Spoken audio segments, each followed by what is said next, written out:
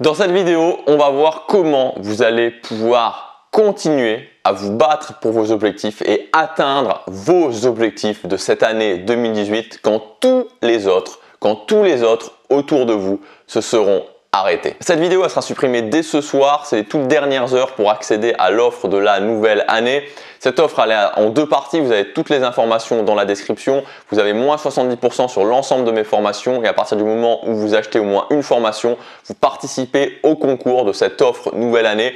Le prix c'est 12 séances de coaching avec moi, une par mois pendant toute l'année 2018. Vous avez toutes les informations dans la description. Comment réussir quand tous les autres s'arrêtent? Il y a un chiffre qui est parlant, je vous en avais déjà parlé il y a quelques temps. C'est une étude qui a été faite par le professeur Wiseman dans une université.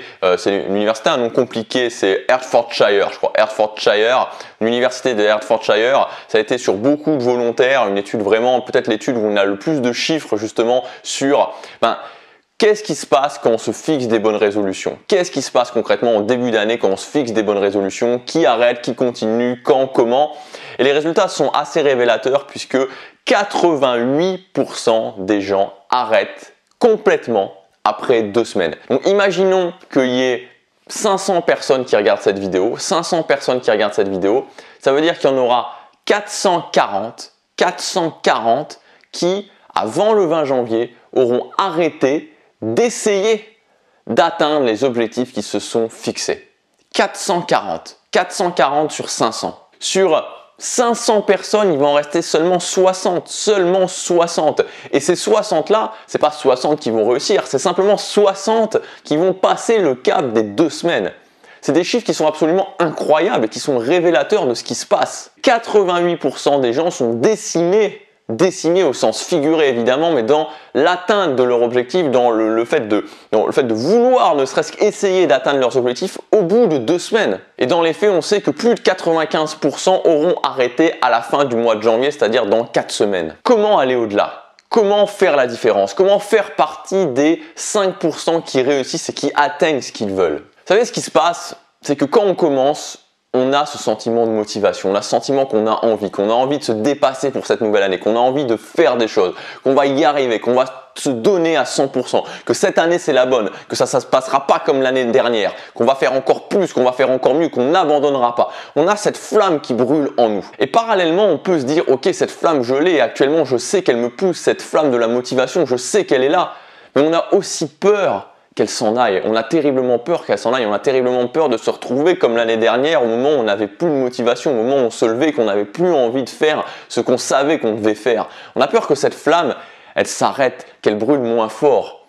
Et pourtant, ça va arriver. Pourtant, cette flamme que vous avez aujourd'hui, d'ici quelques jours, elle va brûler moins fort. Et puis encore moins fort. Et puis encore moins fort. Vous savez, c'est un petit peu comme quand on a peur. Il y a une peur qui est très répandue, qui est, je crois, c'est l'une des peurs les plus importantes des humains, c'est le fait de parler devant des gens en public. Et imaginons que vous deviez parler devant 100 personnes en public ou 500 personnes, vous allez vous dire, ok, je sais que dans un mois, je vais devoir parler devant 500 personnes. Et puis, au fur et à mesure que le temps va passer, vous allez commencer à vous dire, ok, il faut pas que j'ai peur, il faut pas que je stresse, il faut pas que j'angoisse, j'ai pas envie que ça arrive, j'ai pas envie de commencer à avoir peur. Mais inéluctablement, inexorablement, plus vous allez vous rapprocher, plus cette peur, elle va arriver et plus cette peur, elle va vous envahir. Et se crisper pour se dire non, faut pas que je ressente la peur, c'est la pire chose parce que la peur, elle va vous prendre, elle va être là en vous, c'est un sentiment qui est naturel, c'est une émotion, qui est naturelle. Donc vous pouvez pas vous empêcher de l'avoir. Tout comme vous pouvez pas vous empêcher de ne plus avoir ou de moins avoir de motivation. C'est pas possible. Si aujourd'hui vous êtes extrêmement motivé, vous avez une flamme, vous devez savoir que cette flamme, elle va baisser. Elle va baisser à d'autres moments, elle va réaugmenter puis elle va rebaisser. Ça sert à rien de le craindre, ça sert à rien d'avoir peur que votre motivation baisse parce que ça va baisser. Vous ne pouvez rien faire, c'est normal, c'est une émotion. Donc il faut vous y attendre. Il ne faut pas vous dire en avoir peur et vous dire mince, le jour où je vais plus avoir de motivation, où je vais plus avoir envie d'agir, qu'est-ce qui va se passer?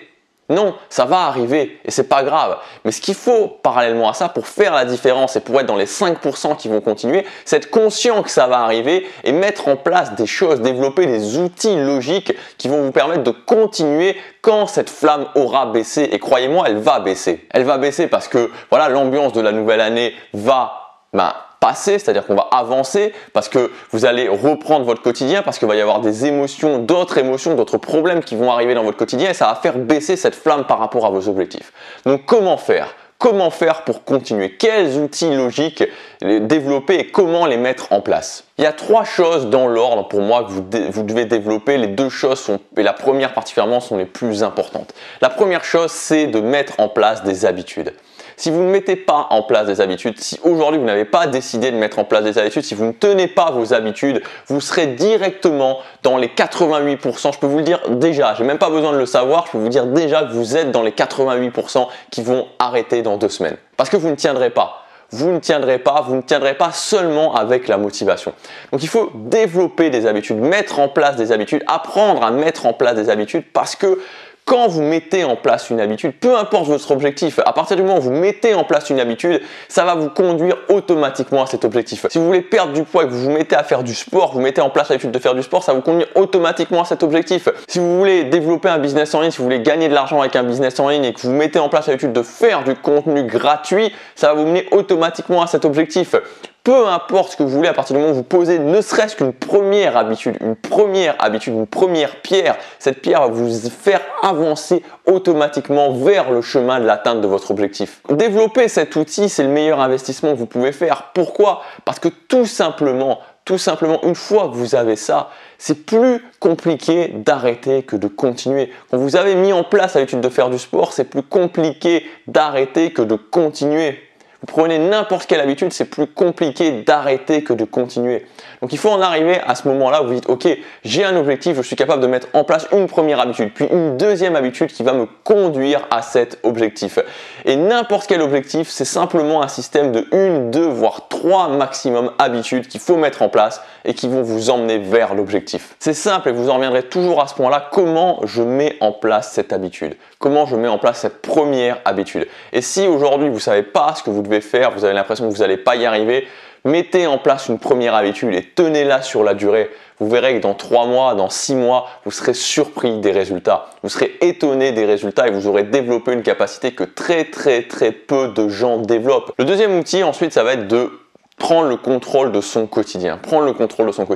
L'image que j'aime bien prendre, c'est qu'il y a beaucoup de gens qui sont finalement dans leur quotidien, c'est-à-dire ils sont dans une voiture, la voiture avance, mais ils sont pas au pilotage, ils sont pas au poste de pilotage, ils sont là à côté en mode passager, enfin sur le siège du passager, et la voiture avance, elle va, on ne sait pas où, ils savent pas où elle va, en tout cas elle va pas là où ils ont envie qu'elle aille, mais voilà, ils sont pas aux commandes. Donc le quotidien passe, les jours passent, ça passe, et ça les emmène, c'est une voiture folle qui avance sans savoir vraiment où elle va, et eux-mêmes ne savent pas, et ça ne leur convient pas. Pourtant, ils ne se mettent pas au poste de pilotage. Et donc, l'idée, c'est de prendre le contrôle de son quotidien. Prendre le contrôle de son quotidien, ça veut dire se mettre sur le siège conducteur et apprendre à savoir comment on contrôle cette voiture et l'emmener dans la direction que je veux. Parce qu'on peut avoir les objectifs les plus inspirants de la planète, au final, même si vous voulez, je sais pas moi, devenir président de la République, créer une entreprise qui va changer le monde, devenir un artiste reconnu, un acteur, bref, peu importe ce que vous voulez, faire une différence dans le monde, peu importe ce que vous voulez, peu importe la grandeur de votre objectif, tout se passe aujourd'hui, tout se passe maintenant. Et c'est ça qu'énormément de gens ne comprennent pas, c'est que la graine pour atteindre l'objectif énorme, elle se plante tous les jours au quotidien. Il n'y a pas d'autre solution. Chaque jour qui passe et qui a si peu d'importance, en fait, il faut changer sa vision des choses et voir que chaque jour a une importance incroyable. Chaque heure qui passe, chaque demi-journée qui passe a une importance incroyable. Et quand vous prenez le contrôle de vos journées, quand chaque jour vous plantez une graine ou plusieurs graines qui vous amènent vers vos objectifs, vous êtes sûr d'y arriver. Il faut apprendre à se mettre sur le siège conducteur et prendre le contrôle de son quotidien pour amener la voiture là où on a envie qu'elle aille. Pour ça, il y a plusieurs outils, c'est plus vaste. Le premier outil que je vous conseille de mettre en place, c'est ce que j'appelle des routines matinales. Alors une routine matinale, ça ne veut pas simplement dire, ça ne veut pas juste dire se lever à 5 heures du matin, ça peut être juste se lever une demi-heure plus tôt. Une demi-heure plus tôt, faire une petite routine qui vous connecte avec ce que vous voulez, qui vous met dans la bonne énergie et commencer à travailler sur un objectif. Ça peut être une routine matinale. Ça peut être l'exemple d'une bonne routine matinale. Il y a d'autres choses, il y a organiser ses journées aussi, il y a se mettre au sport. Déjà en commençant par une routine matinale, vous avez le premier outil pour pour structurer vos journées, pour prendre dès le démarrage de la journée le contrôle justement de cette journée. Si vous n'êtes pas prêt à vous lever une demi-heure plus tôt pour faire ce qui est important pour vous, ça va être un peu dur ce que je vais vous dire, mais c'est que vous n'êtes pas prêt à atteindre ce que vous voulez vraiment. Si vous n'êtes pas prêt à vous lever ne serait-ce qu'une demi-heure plus tôt et faire cette routine matinale, si vous trouvez des excuses par rapport à ça, c'est que vous n'êtes pas prêt à atteindre ce que vous voulez. C'est ces objectifs-là, le fait d'atteindre ce que vous voulez n'est peut-être pas pour vous. Habitude, première pierre, prendre le contrôle de sa journée. Deuxième pierre, troisième, l'état d'esprit. Une fois qu'on a mis en place des habitudes qui sont des choses logiques, une fois qu'on prend le contrôle de sa journée, ensuite l'état d'esprit. Donc l'état d'esprit, le mindset, c'est quoi? C'est tout simplement reprogrammer son cerveau. Il faut voir que le cerveau, c'est simplement un ordinateur extrêmement intelligent qui a une capacité d'apprendre absolument incroyable, mais ça ne reste que un ordinateur, ça ne reste que finalement un système qui exécute des lignes de code en fait. Ces lignes de code, ces croyances finalement vont faire qu'on va exécuter des choses automatiquement sans s'en rendre compte. Donc l'idée c'est de reprogrammer le logiciel à un certain niveau pour nous emmener justement, pour nous permettre de prendre aussi les bonnes actions. Parce que pourquoi certaines personnes ont les mêmes événements, par exemple la perte d'un proche, par exemple un divorce, par exemple l'échec de leur entreprise, l'échec de leur projet, et au bout d'un an, 2 ans, 3 ans, 5 ans, ont des résultats complètement différents. Certaines personnes vont être déprimées, vont être au fond du trou alors que les autres se sont relevés, ont accompli des choses incroyables. C'est une question d'état d'esprit. Il y a une différence incroyable entre la personne qui voit le problème comme l'opportunité de passer au niveau supérieur et la personne qui voit le problème comme encore la chose qui lui tombe dessus, que la vie est difficile, que tout s'acharne contre eux, que c'est la faute de ses parents, du gouvernement, de la société, des gens autour de lui, qu'il n'a pas des amis, que voilà, que c'est difficile, que c'est triste, que la vie est un tas de merde. Vous voyez la différence entre les deux, ce qui peut se passer, et c'est juste une question d'interprétation par un événement qui est à la base, par un problème qui est à la base exactement le même. Pour moi, c'est les 3 outils à développer, alors qui peuvent être développés bien sûr sur le chemin de ces objectifs. Il n'y a pas à se dire, ok, je vais développer ça et ensuite je me mets à mes objectifs. Non, vous pouvez développer ça en même temps que vos objectifs, c'est-à-dire se dire, ok, je veux me mettre au sport, ok, je mets en place une habitude, je veux écrire un livre, ok, je mets en place le fait de mettre une routine matinale, de mieux m'organiser, de prendre le contrôle de mon quotidien, je veux vaincre ma timidité, je veux avoir une copine, avoir un copain avec qui je me sens vraiment bien, ok, ça va m'obliger à,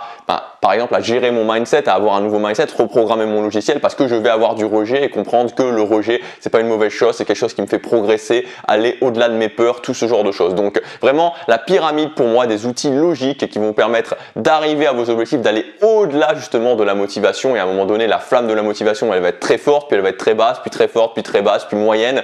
Les outils logiques, c'est vraiment les habitudes. Vous n'en sortirez pas si, et je prends le pari avec n'importe qui, on peut se retrouver l'année prochaine exactement au même point. Si vous ne mettez pas en place par rapport à un objectif ou plusieurs objectifs que vous avez, des habitudes au quotidien, vous n'y arriverez pas. Deuxième niveau de la pyramide, organiser ses journées, prendre le contrôle de ses journées, ça passe par l'organisation, mais la meilleure chose avec laquelle vous pouvez continuer, c'est mettre en place une routine matinale et ensuite reprogrammer son cerveau, travailler son état d'esprit pour pouvoir gérer les difficultés, gérer les événements qui vont arriver, les vents contraires, la résistance qui va s'opposer à vous, la force qui va s'opposer à votre force, c'est-à-dire que vous allez pousser dans un sens pour atteindre votre objectif, il y a une force qui va pousser dans l'autre sens, justement pour voir si vous méritez vraiment d'atteindre cet objectif, et ça, cette force-là, ça va falloir continuer à pousser pour la dépasser, et ça se passe avant tout dans la tête. Voilà pour cette vidéo, je vous rappelle que c'est les dernières heures pour accéder à l'offre de la nouvelle année, donc vous pouvez cliquer sur le lien dans la description ou sur la fiche juste ici,